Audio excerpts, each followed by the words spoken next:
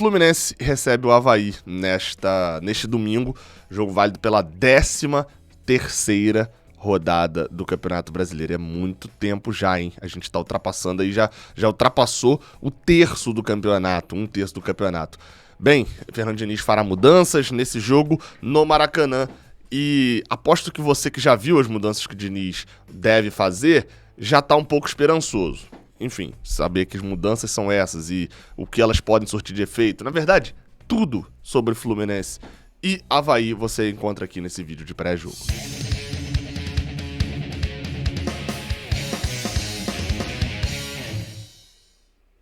Seja bem-vindo, você guerreira de todo o Brasil, de todo o mundo. Aqui é o canal Raiz Tricolor. Eu sou o Gabriel Amaral, eu sou jornalista por formação e sou tricolor de coração. Você deixa seu like aqui embaixo se você gostar desse vídeo. Se você, porventura, gostar do canal, se inscreve aqui embaixo. Aperta o botãozinho aí do se inscrever. Estamos quase chegando a 173 mil. Na verdade, tá faltando muito pouquinho. Tá faltando 84, aliás, para 173 mil inscritos. Bem, o jogo de hoje entre Fluminense e Avaí é às 19 horas, 7 horas da noite. Tem transmissão do Premier e do Sport TV. Eu não sei se está acontecendo no Sport TV aquele bloqueio de praça, que é o quê? Por exemplo, o jogo é no Rio, então o estado do Rio não vê o jogo que passa no Rio de Janeiro. Eu acho que tá. Então, assim, o Sport TV deve passar pro Brasil todo, menos pro Rio de Janeiro. Mas no Premier passa pro Brasil inteiro. O jogo de hoje é o jogo de número 20 entre Fluminense e Avaí. Poucos jogos, né? Tem menos jogos que, por exemplo, Fluminense e América Mineiro. 10 vitórias nossas, 4 empates e 5 derrotas. O Avaí tem sido uma pedra no sapato do Fluminense. E a prova disso é que dessas 5 derrotas, 3 foram nos últimos 4 confrontos. Desde 2017 a gente não ganha deles. Em 2018 a gente teve aquela eliminação vergonhosa, né, perdendo as 2 na Copa do Brasil. E em 2019 a gente empatou lá naquele jogo que Marcos Felipe se adiantou e teve a confusão do VAR, mandar voltar pênalti e tal. Mas o grande jogo marcante é aquele no Maracanã em 2019, derrota por 1-0, pênalti cometido por Caio Vinícius, e que muita gente se confunde, acha que era Diniz comandando o time naquele jogo, mas não era. Aquele era o primeiro jogo do Brasileirão sem Fernando Diniz. Era a estreia de Oswaldo de Oliveira no Campeonato Brasileiro, né? Já tinha estreado pela Sula. Então muita gente acaba se confundindo. Diniz fez um jogo tipo aquele contra o CSA, mas o jogo seguinte, que é contra o Avaí, no meio tempo teve um jogo adiado contra o Palmeiras, se eu não me engano, foi comandado por Oswaldo de Oliveira. Então não se confunda. Bem, o Avaí é um dos piores visitantes do Campeonato Brasileiro. Dos seus 17 pontos, que é o que ele tem na tabela até agora, só 4 foram feitos fora de casa e foram 6 jogos fora de casa, né? Sendo que desses 4 aí, 3 foram na última partida contra o Botafogo. Já o Fluminense é um dos piores mandantes. Dos seus 7 pontos conquistados em casa, são menores do que os 8 pontos conquistados fora de casa. Ou seja, o Fluminense ganha mais pontos longe do Rio do que no Rio de Janeiro, necessariamente. Esses dados, por sinal, você pode encontrar lá no OneFootball, tá? É o aplicativo que tem o link aqui na descrição, tá aqui embaixo, que tem dados, estatística, tem tudo lá sobre o Brasileirão. Você pode encontrar dados como esse, por exemplo, lá no aplicativo. Baixa aqui, é de graça. Nossa, beleza, de graça, hein? De graça, totalmente grátis, e eu te dou 30% de desconto ainda se você baixar pelo meu link. Olha só, isso é novidade. Mas voltando para os comentários, né? A gente projetava uns 9 ou 10 pontos na sequência atual que a gente tá. Qual que é a sequência? A sequência dos 3 animais, né? Galo, dragão e coelho, além da sequência contra o Avaí. Nesses 4 jogos, sendo 3 no Rio de Janeiro, né? Contra o Atlético Mineiro, o Atlético Goianiense, o América Mineiro e o Avaí, 3 em casa, a gente projetava 9, 10 pontos. Talvez o único aí que fosse aceitável de a gente não ganhar seria justamente o que a gente ganhou, que foi contra o Atlético Mineiro. A sequência atual só permite que, se a gente ganhar do Avaí, faça 7 pontos. A gente já está abaixo do que a gente projetava fazer. Só que, na próxima rodada, eu abro aqui para poder ver a tabela do Brasileirão, e quando eu jogo para a 14ª rodada eu vejo um clássico com o Botafogo. Então, que eles são mandantes, né? Mas enfim, isso pouco importa. Chegar pro clássico contra o Botafogo, à beira do Z4, e que é o que vai acontecer se o Fluminense perder ou empatar o jogo de hoje. Se perder, corre risco sério de entrar. E se empatar, enfim, deve estar na beira do Z4 e provavelmente atrás, inclusive, do rival no clássico. Chegar para esse clássico à beira do Z4 ou no Z4 é um problema que o Fernando Diniz não quer ter. Assim, isso é um fato. Quando chegou, ele disse numa pergunta feita por mim que o que mais dá tranquilidade para o trabalho acontecer é vitória. Bem, eu espero que ele tenha tranquilidade no trabalho dele na segunda-feira com uma bela vitória contra o Avaí. Vamos falar como que ele pode conseguir essa tranquilidade agora no Bola em Campo.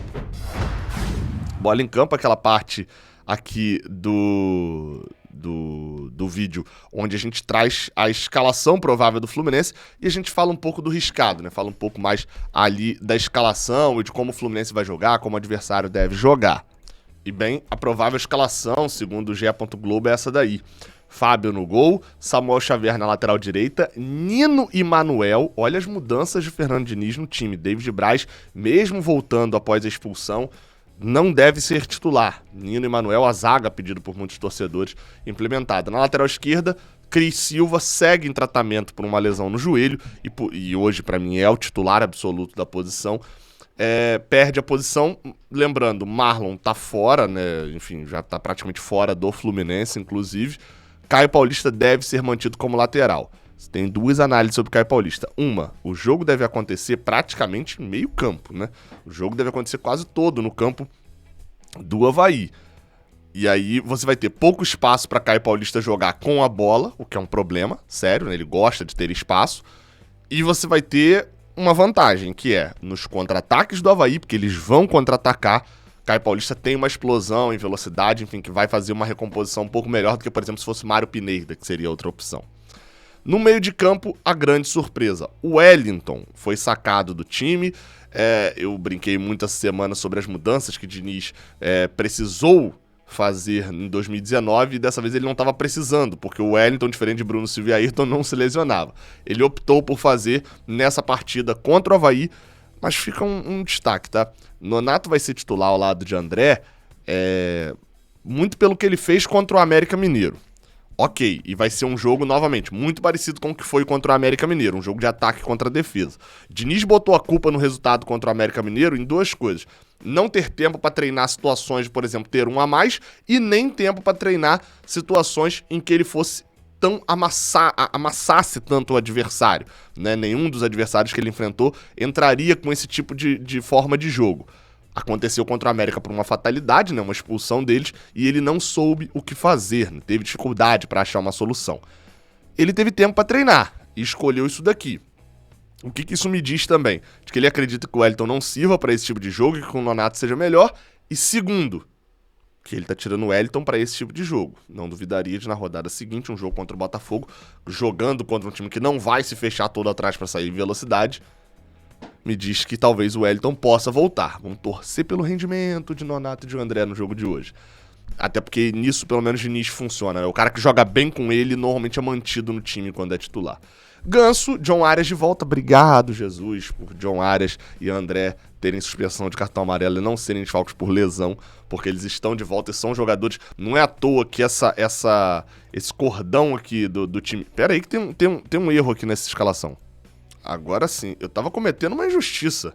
Manuel ser card de bronze era um erro inacreditável. Tá quase pra card de ouro, na verdade. Manuel, o que eu ia falar era desse esqueleto do Fluminense que passa de Nino com André, Ganso e Arias e Germancano. É a estrutura base do time, né? É quem mantém esse time, esse esqueleto do time. John Arias é um jogador que vai fazer com certeza uma diferença absurda no jogo contra o Avaí, fez muita falta no jogo contra o América, é o jogador para jogar entre essas linhas, mesmo que estejam muito compactas, para poder fazer esse domínio, o giro, conseguir abrir espaço em jogos em que o time adversário vem muito fechado.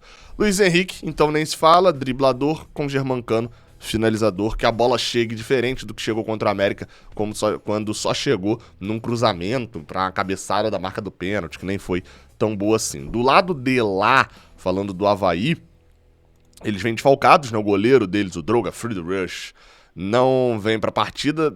Quem deve jogar é o Vladimir, ex-Santos, ex-Vasco também. Barroca deve levar um time. É engraçado quando você lê o time provável titular do Avaí, porque é um emaranhado de jogadores que muito provavelmente você conhece, já ouviu falar em algum momento.